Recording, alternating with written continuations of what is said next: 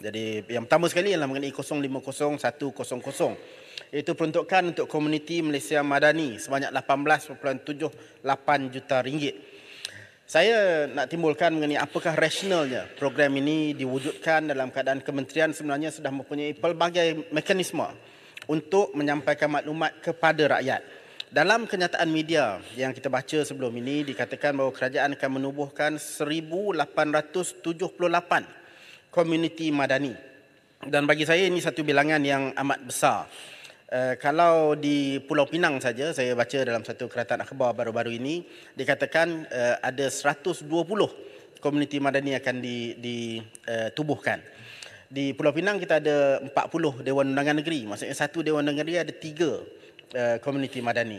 Di kawasan saya, di Tasik Gelugor, kita ada 3 Dewan Undangan Negeri, maksudnya ada 12. Jadi kebimbangan saya ialah komuniti madani ini akan ditubuhkan dan dioperasikan sebagai satu jentera yang bersifat politik kepartian.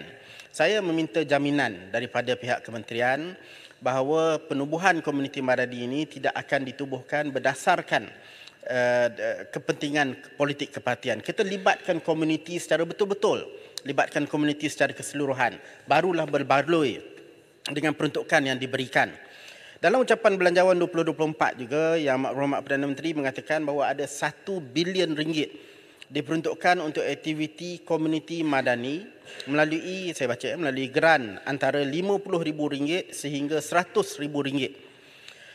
Jadi persoalan saya, adakah 1 bilion ringgit ini adalah untuk program yang sama? Adakah ia akan digunakan oleh komuniti madani yang diletakkan di bawah Kementerian Komunikasi dan Digital? Sebab apabila saya semak dalam perincian, 1 bilion ini tidak dinyatakan.